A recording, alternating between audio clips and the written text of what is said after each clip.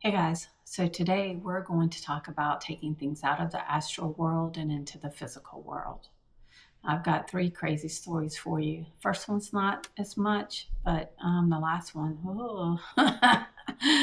And the last one happened just a week ago. So buckle up, guys. The world is just changing, and as we move from our 3D dimension to the 5D dimension, it's not like things are going to just here's a nice little welcoming and here's where everything is something we are creating and adjusting to as we go. So these changes are starting to come in for some of us a lot faster than others, just so that we understand the way and we can help others with regulating their nervous systems and getting clear to be prepared for all the changes that are coming in seemingly at once.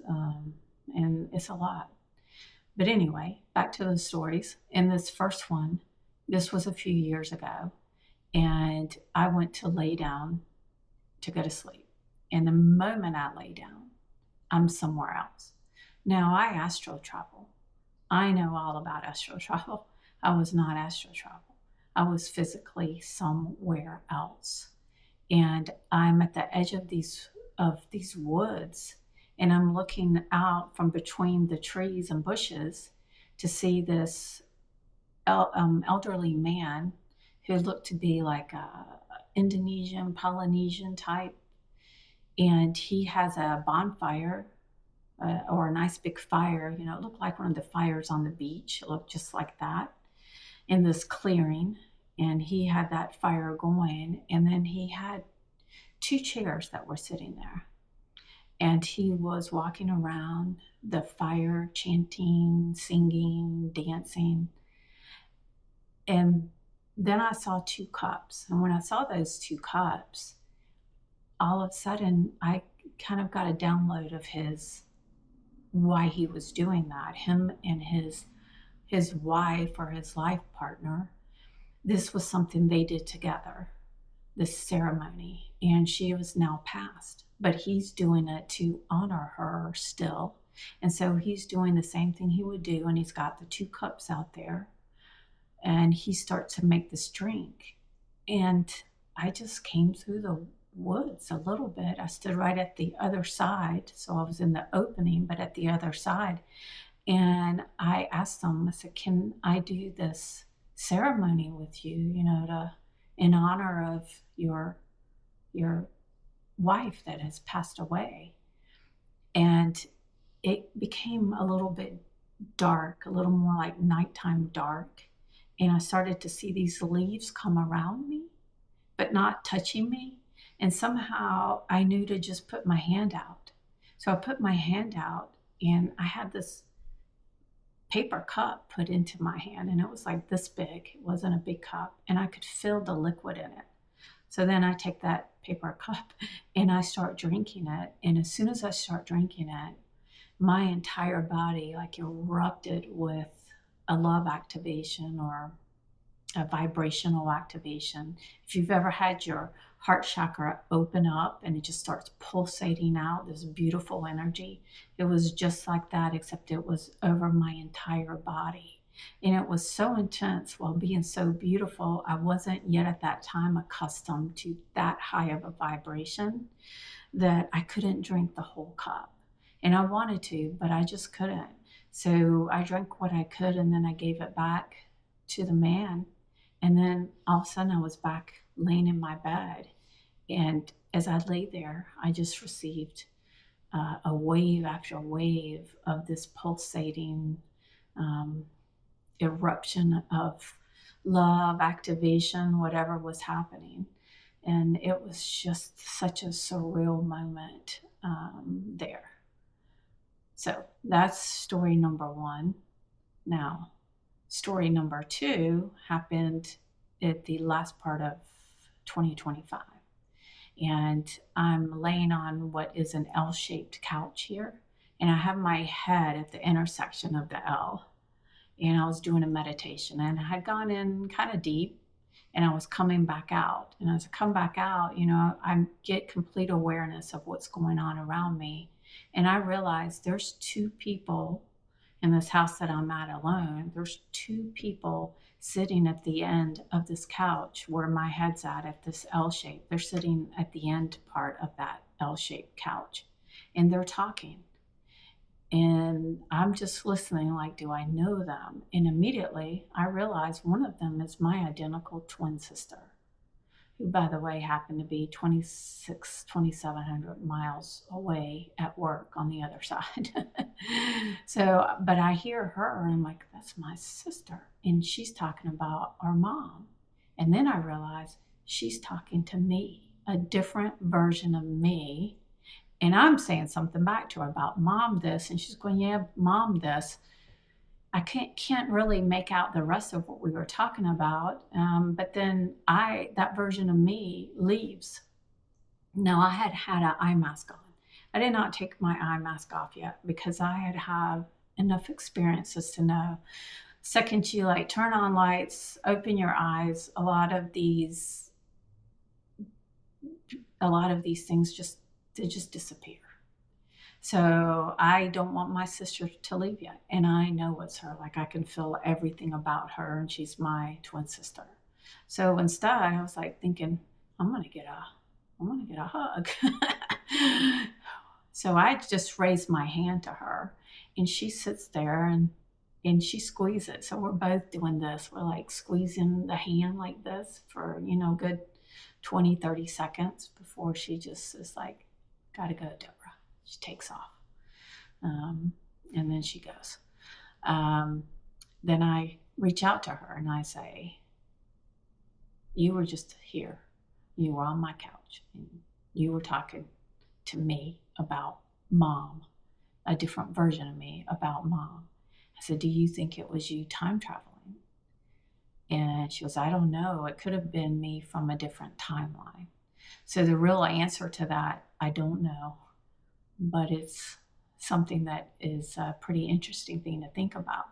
Because when I had talked to my son before, who is on the other side, he has shown me that, he can go to any part of his life and he can look at it and he can, relive it, visit it. So for us, it's like a map. Our lives, our different lives to our soul is like a map and we can come in and out.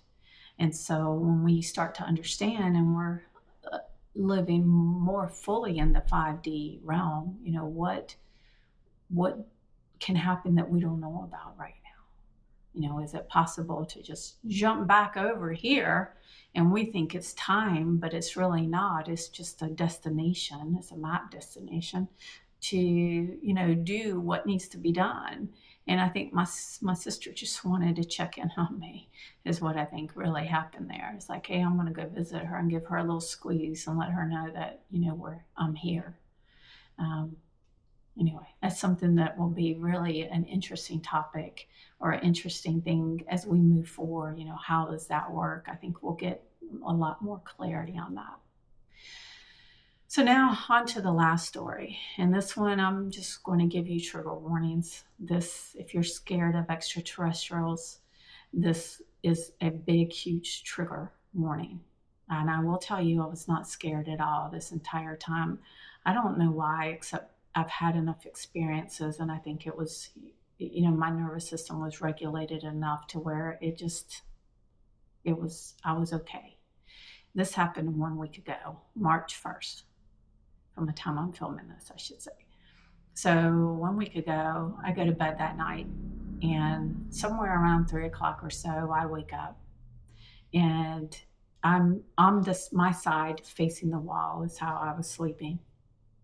And as you wake up, you start to become aware of your surroundings, and I become aware of my surroundings. It's very quiet. There's nothing there. And I start trying to talk myself. I don't move. I start trying to talk myself into going back to sleep. And so I'm laying there going, oh, just go back to sleep. When I literally hear and feel something come through the roof of this house, through the roof of the bedroom, and lay down beside me. And I don't move at all. I'm realizing there is a being laying beside me on this bed. And this being then leans over and puts his arm and starts like it's spooning me. And I will say that the week prior to this, I had put out a video about my son coming to give me a hug from the other side. And through the course of that week, there were a lot of people that commented how they had had similar experiences or they wished they had. And so that's what was going through my mind, because before I went to bed, I had just been talking with someone that had had a similar experience. And so I thought, oh my God, did I call in someone to give me a hug? So I'm really quiet. I knew it wasn't my son because he would never do it that way. Like he would just come right up front and go, Mom. He would never do that. And he certainly wouldn't get behind me and spoon me. That's just not him. So I'm trying to go through all the males I know that have passed away. I'm like, is this somebody I know? And this being starts to chant. And that's how I knew it was a male, because he almost immediately, as he spoons me, starts to chant. And he's doing it in this low, mono type of tone, dome, zone, like that. I couldn't tell you what he was saying, but he was chanting the whole time. And he's got his arm around me like this. And I have on a t-shirt, but I don't have any pajama bottoms on. And I will tell you, nothing hurt. And there was no type of any penetration happening at all, because I was like, what is happening? But as he's doing this, I'm trying to figure out, do I know him? Do I know this vibration at all? Because our souls, we know other beings. And I've met some in the astral world that as soon as I saw them, like I physically didn't know them, but energetically I did. And the minute I see them, it's like my heart erupts and goes, and then they get all excited and they're like, hi. But that wasn't the case here. So as he keeps doing this monotone chanting over me and squeezing me, then he puts like what would be the leg over my legs. If the person just put their leg across you. But I don't know what it was. It didn't feel like a leg, a human leg. And that's when I realized this was not a human being that had come down. This was a multidimensional being that had come down. And I'm like, even asked myself, like, why aren't you scared? I was like, no. But then he starts to give me a bear hug, like a full body bear hug, and he's chanting, whatever he's saying. And he's squeezing me more tightly. Still, it's not hurting. He's not squeezing it like my son would give me a bear hug sometimes where I'd be like, oh my God, Brandon, you're going to break my back. It wasn't like that. It was a firm one, but it was still squeezing me. And I don't know who this is laying there. So I just went, and the second I did that, it flew right up and left. And this girl just goes back to sleep. I'm like, well, that was different. And then I just go back to sleep. So I get up in the morning. And when I get up in the morning, there's a little more of, oh my God, what just happened to me last night? So I reach out to my shaman friend, and he responds back to me pretty quickly and just confirms. He's like, Doha, it was not a malevolent being at all. It was a tall being, and he's multidimensional, and he was not there to hurt you. And so having that confirmation, it's okay. I needed it. But then a little bit later, I was able to just get myself to enough peace to where I could receive messages from myself. And what I saw was the back of my spine being lit up with activations. So this being had come in to help clear, negative frequencies out of the back of my chakras. For those that may not know, where you have your chakras going down, but the front is what you send out and the back is what you receive in. And it's very common that we have these negative entities, negative beings that always try to put negative stuff in there, which is part of why it's been so hard up for us to, ascend and move faster into where we really are supposed to be. Um, but the moment I get that and I see that that's what he was doing, my spine just lights up from the bottom all the way up my neck through the top to my crown chakra.